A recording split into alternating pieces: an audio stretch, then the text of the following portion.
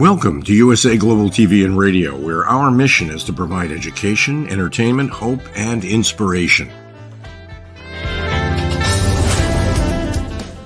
USA Global TV and Radio connects you with experts and audiences all around the world every single day to help you succeed in business and to live a richer life. Visit us at usaglobaltv.com to learn about career and life-changing training and mentoring programs like the Listening Mentor. Subscribe to our newsletter to stay informed about our special programs and offers. Discover how you can become a guest on one of our shows or a host or producer of a USA Global TV and Radio show of your very own. That's USA Global TV and Radio, where the doctor is always in.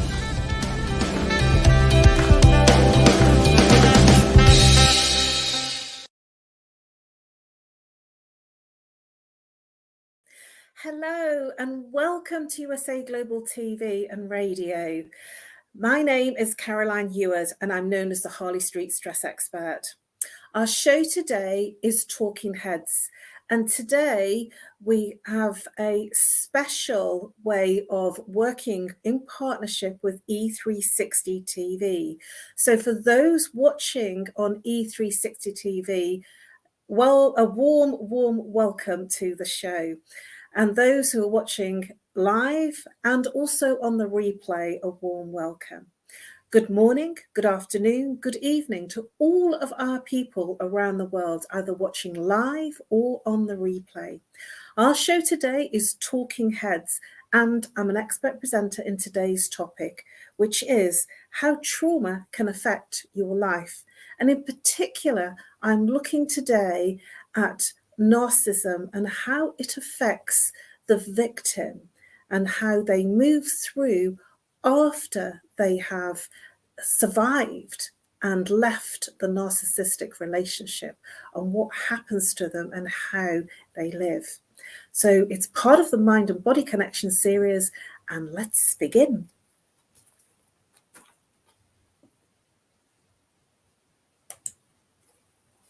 I'd like to start off with a quote by Kirsty Green. She's actually a survivor of a narcissistic relationship.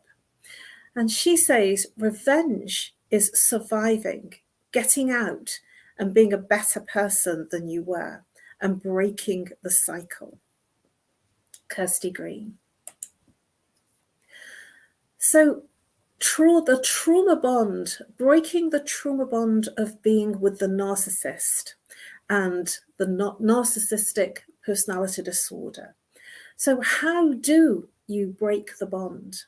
First of all, it's important to understand what the bond is and how it's been created so that you have an idea of how someone that is suffering the trauma of being with a narcissist to move forward in their life and to recover. So the way that bond is set up is in the honeymoon period or the love bombing phase, where there's so much love and so much compliment and so much gift and so much give and so much attention that the person is drawn in. They're so drawn in that the person that's the narcissist in that relationship won't let go until they know their victim is drawn in hook, line, and sinkered. And when they know that for sure, that's when they change. And the bond becomes incredibly hard to move, to budge. Because when the person that's being drawn into the narcissist's lair and drawn into that relationship, and they are absolutely in unconditionally thinking that is what the real person is made of, and that is, they don't believe that it's possible to be anything different. And when they suddenly change and start becoming mean or gaslighting them or being negative with them or putting them down, making them little, all those things that they're doing and making them feel like they're believing things that aren't true and believing that they've made something up or not heard what the person said, and all those things that come up in that narcissistic relationship. They believe that it's possible to go back to that love bombing stage. And this is how the bond is created. Now, when you are a victim, and I have to say it like this because it is exactly what happens. The narcissist knows who to pick, and they draw in on the fact that you are open and vulnerable. A narcissist can come in, even if you're a very strong person and a very outgoing person, they can come in when you're at a place of vulnerability. So even if you are okay most of the time, if you show any chink of vulnerability, they can get in. Now, this bond that's created is a bond that is very difficult to break. So even if you have managed to leave that narcissistic relationship, and this is the subject matter for today, when you've managed to leave it and you've been in that narcissistic relationship for as long as whatever time you've been in it, in terms of an adult narcissistic relationship or a child narcissistic relationship, what happens is when you move out of that relationship, you then have the place of recovery. And it is possible to recover. But what happens to the person in that relationship is that they learn to protect themselves. They learn to shut down so they don't get hurt, so nobody can get in and make them suffer in the way that they were before. And what they do is they shut down the feelings and emotions. And they reside in the belly below the belly button. And shutting down the feelings and emotions, when they do that, the escape route is the mind. And so then when they're in a conversation or they're in a relationship or they're exchanging in a group situation or a private situation with a friend, a colleague, or even in family situations, they will be thinking their way through things that they say and do rather than feeling their way. And that is because when you shut down the feelings and emotions for protection, and we don't have any ideology of understanding that we have done that, apart from the fact that it happens because the body self-protects. The body will protect you and it stops you from being hurt. So when the body protects you and shut down the feelings and emotions, the escape route is the mind. Now, I had a really interesting conversation with someone that had been in narcissistic relationships for a period of time in her childhood and in her adult life.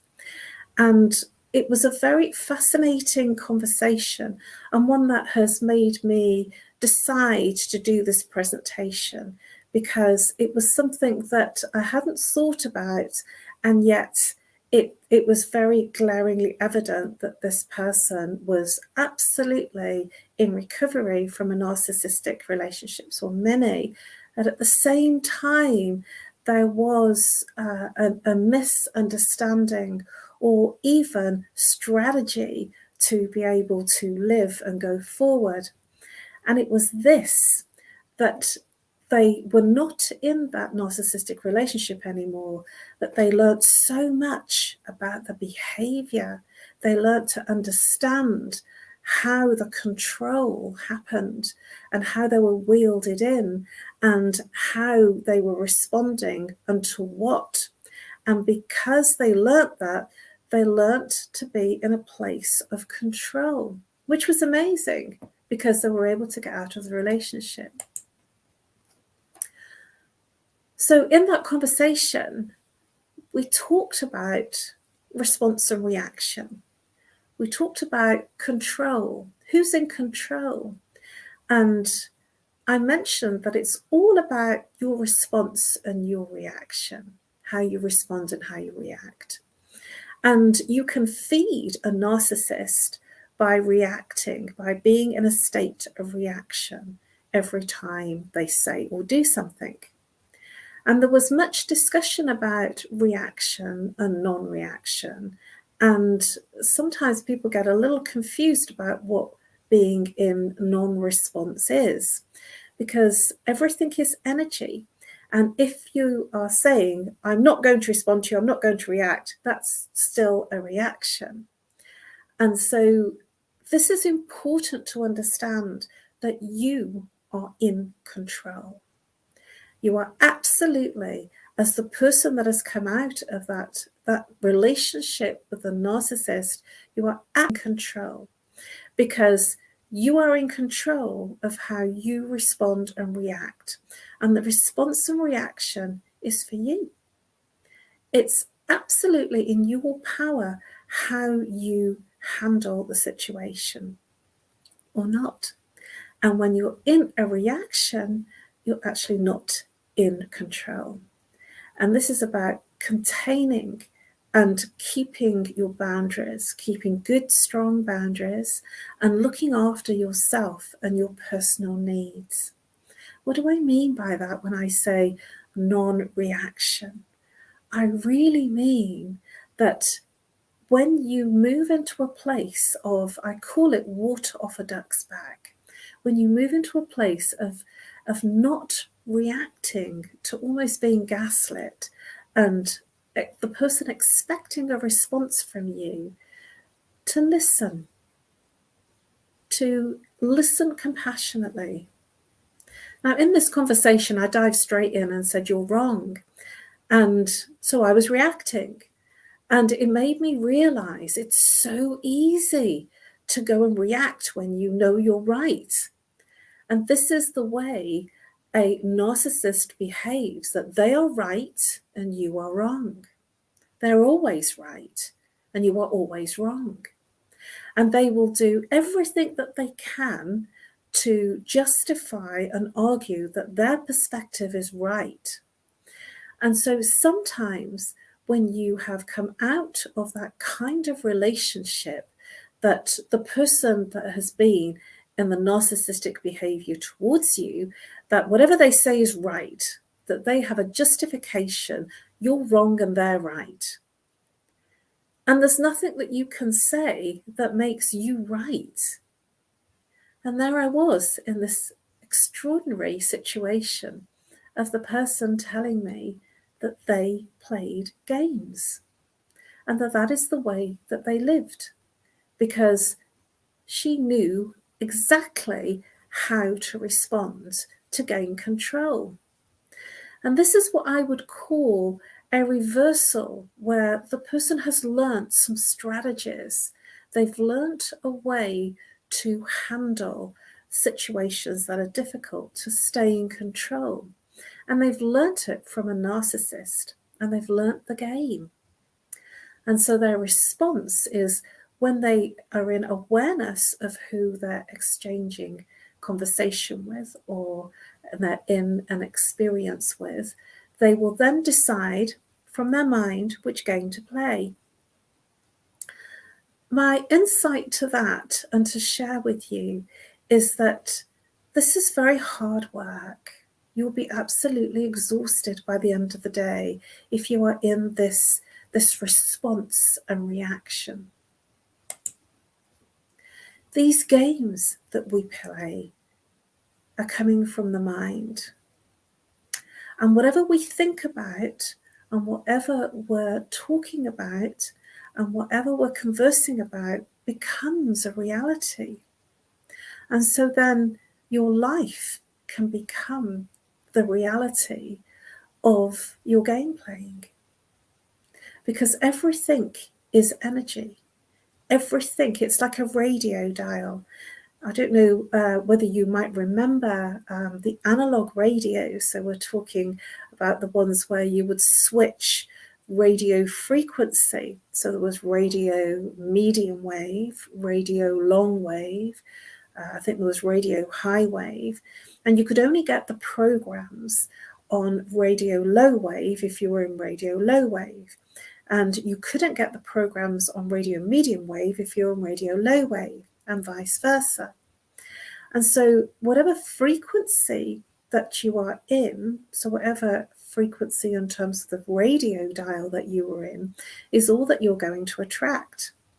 And so if, as the person that has survived, because this is what I'm talking about, the survivor of the narcissistic relationships, and they've survived and they've got out, they will be very strong as a person. They will be strong-willed, and they will have a good level of control in their lives and boundaries that they were taught by a master. They were taught by the narcissist how to control boundaries and how to stay in control. And I have seen and witnessed this to the perspective that it kind of frightened me that the person was suffering still, because they weren't out of it, because they were still playing the games. They were still in the mind of the game playing, of being in the narcissistic relationship. But this time, the boot was on the other foot. It was on their foot.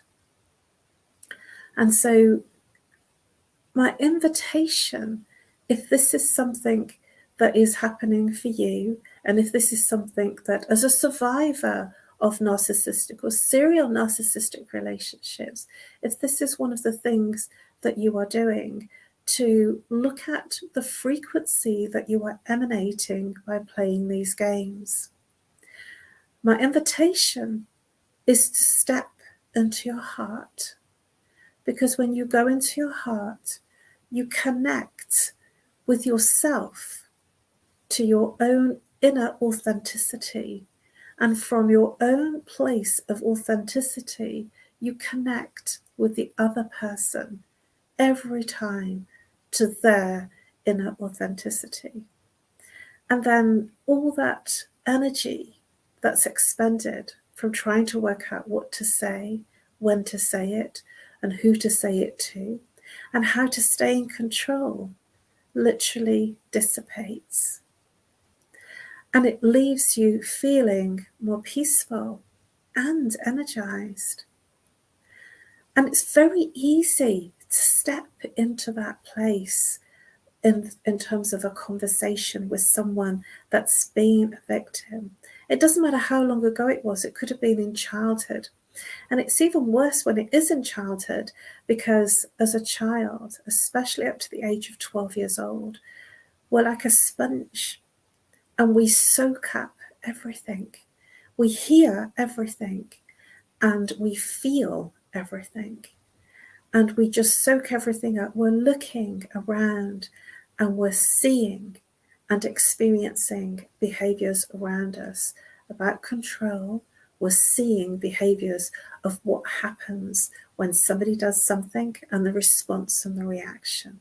And we see who is control, who is not in control.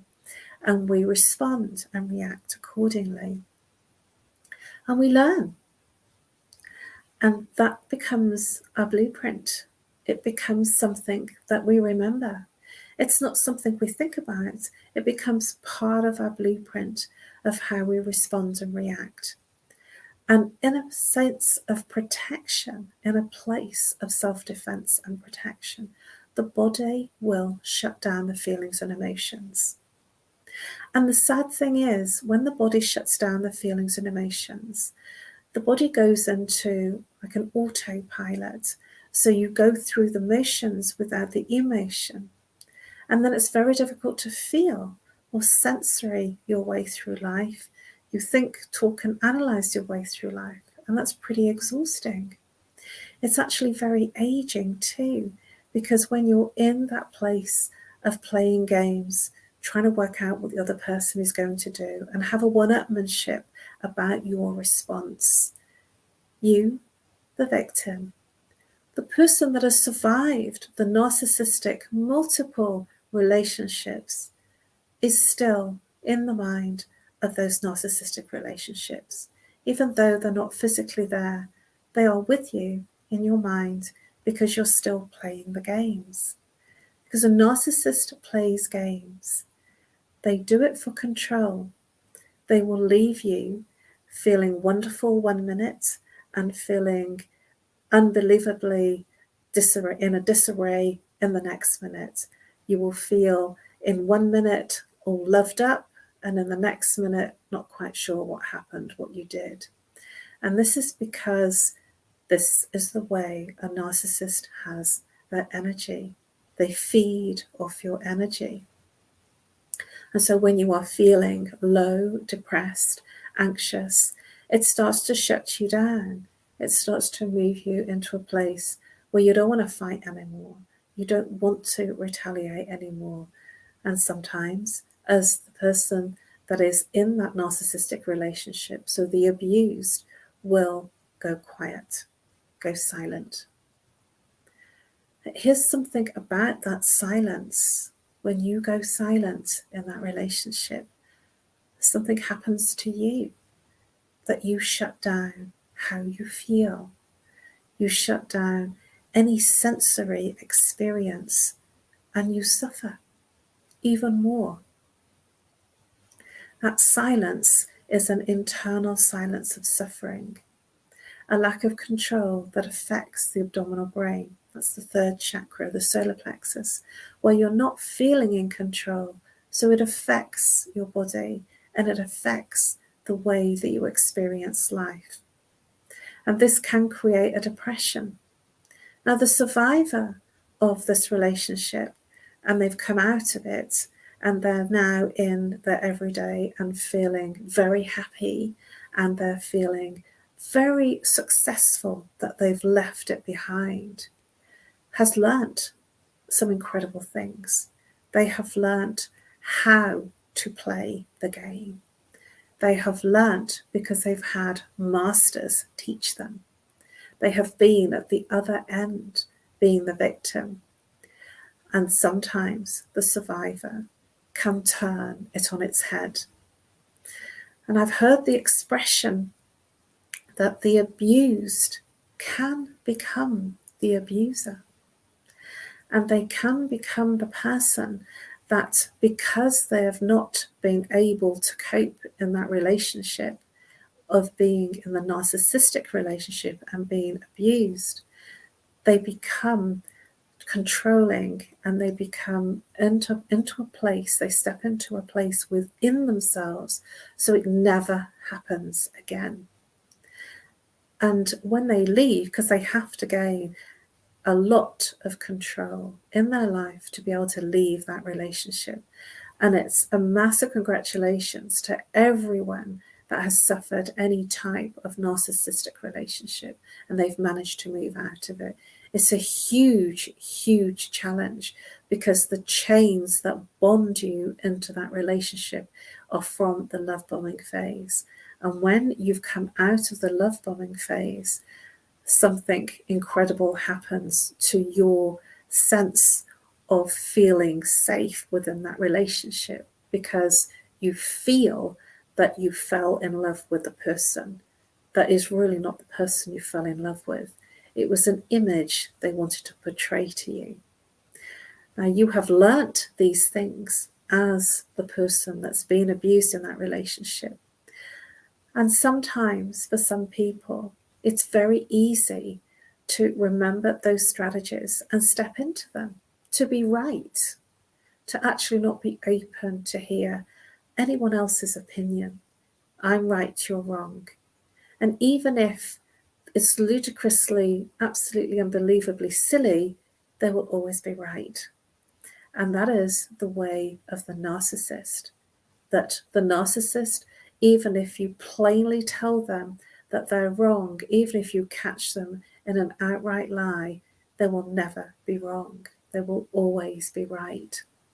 And this is the challenge that happens to the person that's been in that relationship, that this is what they've learned. And this is the place of control. This is the place where they're not going to get hurt. They're not going to get beaten up. They're not going to be controlled by anyone or anything else or any situation. And this becomes their survival strategy. And I feel it's very sad to witness. I feel it's very sad to see, because the person in that behaviour, because it's a behaviour pattern, is not aware. They've learnt it, and behaviour is not something you think about, it's something you're being. It's not something you decide to be, it's something you're being because it's learned. It's protection. We don't think about how we're behaving. We become our behaviours because of how we've been in experiences and how we've survived experiences. It's only when you go to any type of counselling or therapy that someone might question your behaviour. And I've certainly gone through lots of training in my years to help me question some of the things that I thought were normal. And then I realised that actually that's not the way that everyone sees the world. And we all have our own individual experiences. We're all human here, having a human experience. And I have seen playing mind games played out not just by the narcissists, but by many people, even in corporate. And sometimes I've seen some of the worst mind game playing in corporates, where there's one-upmanship, there's people pushing you down so that they look cleverer than you. And it is very, very difficult. I was never a political player when I was in corporate, and I saw the games and didn't want to participate. And it's very challenging when you're with someone that's been a victim of narcissism to be drawn in, because when the person is coming from a victim energy, that even though it's quite passive, it's actually really, really draining, and it's very drawing. It can really bring you in and reel you in. And what's the way to get out of it? The way that you can disengage from playing mind games is to disengage. I don't mean making the person wrong. What I mean is to take your energy out of the game that they're playing. Literally stop engaging in your energy, because everything is energy, even thought, even if you're thinking something bad. And if you have and you can see something in what I've shared today that is an experience for you, it's all about forgiveness. To forgive yourself for how you feel and how you've responded and how you've reacted. And forgiveness is not for the other person, it's for you. When you forgive yourself, the situation and the experience that you have experienced in being part of the mind games or reacting in somebody's mind games, if you have been in that space, it is very, very challenging and quite energy draining. And my invitation to you is, we're human. To err is to be human. To forgive yourself and to send the person your love, your compassion, and gratitude. Because when you are in gratitude for an experience, then comes the learning and the growth, and then comes the transformation and the change. And it's not easy to forgive yourself, because we're human and we step into those situations time and time again. I call them repeating patterns. Our life is a repeating pattern. And if you keep experiencing the same kind of experiences and the same feelings and the same situations, different time, different person, different name, different situation, but you have the same experience, this is a repeating pattern. And if you are finding yourself in repeating patterns of being in situations, of being in that mind playing, game playing situation, it is because there's something in you that's drawing it to you. There's something in you in terms of your vibration, your thinking, your energy, something you need to resolve.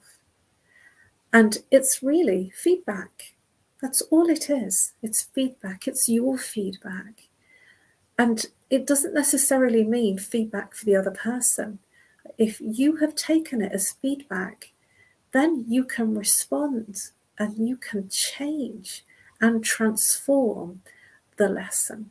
You can transform the learning into wisdom so that it doesn't happen again. And it's not about wishing the other person unwell and bad ill. It's about you experiencing what is right for you so that you gain the wisdom and move forward. So if you have had an experience of participating, or being the person playing mind games, you can decide to take it as feedback, to learn the lessons, to take the wisdom, and move forward so that you can experience a better life. And it is about moving into a place of your heart, moving from your head to your heart. It looks like a very short distance, but actually it's a long way when we're moving from head to heart. Because when we're in the mind, sometimes it's easier so that we don't feel the pain. But when we move into the heart, yes, the pain is there and we feel everything. This is the place of inner peace, calm, and it's absolutely the place of your greater authenticity of life. When you move into your heart, you're not seeking external approval or pleasing the other or even pleasing yourself. It is a place of calm. It is a place that's tranquil. And it is the place that you were born to be in. And my invitation is for you to, if you are playing mind games, or if you have been subject to an experience of mind games, is to stop, disengage, and move into your heart so that you feel again and you move into a place of inner calm, inner peace, inner joy, just the way you were meant to be when you were born. When you were born with no mind. You're born goo and gaga with no mind. And this is how we were meant to live. And my invitation to you is to step out of the mind, to disengage in the right and wrong game, and the blame and shame game, and the game of any game that you step into. And allow, if a person wants to be right, to be right. And whatever they think is whatever they think. And allow them that place to learn their inner wisdom so that they can grow, because we all are on our own healing journey. Forgive yourself for the games that you enter into and that you play with other people. This is how you overcome your trauma. This is how you move from head to heart to inner peace and inner wisdom, and more importantly, to a place of joy. Eckhart Tolle, he said, there is a fine balance between honouring the past and losing yourself in it. For example, you can acknowledge and learn from mistakes you made, and then move on and refocus on the now. It is called forgiving yourself. I thought this really sums up forgiveness, because the forgiveness isn't for the other person. The forgiveness is for you. When you forgive yourself for your response and your reaction and your suffering, and you allow yourself the freedom, that's right, the freedom to be your true, authentic self without having to work out what to say next, or how to respond or how not to respond. To be your authentic self is so freeing and liberating. I cannot stress to you how liberating it is to not have to work out what the other person is going to do next, to be in control. To be yourself is the true place of living your authentic life. And then you're not at the behest or the core of that narcissist relationship. You're finally free. You're free to be who you were meant to be. Free.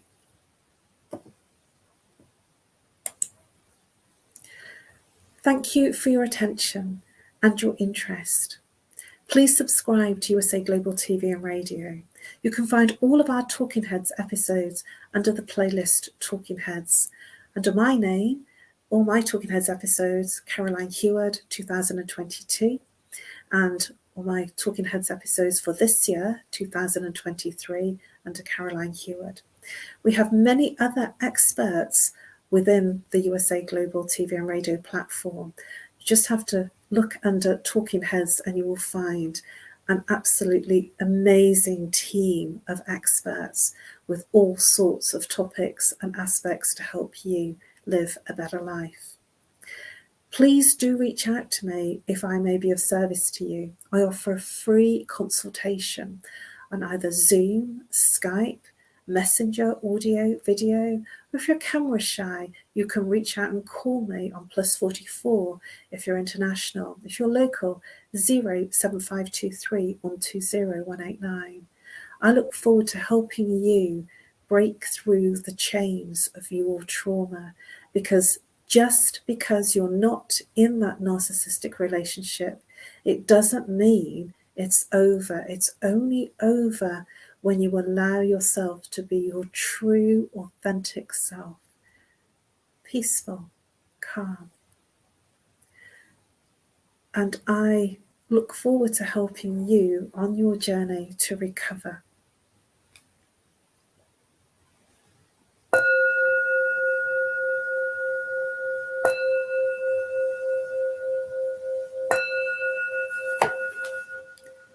Namaste.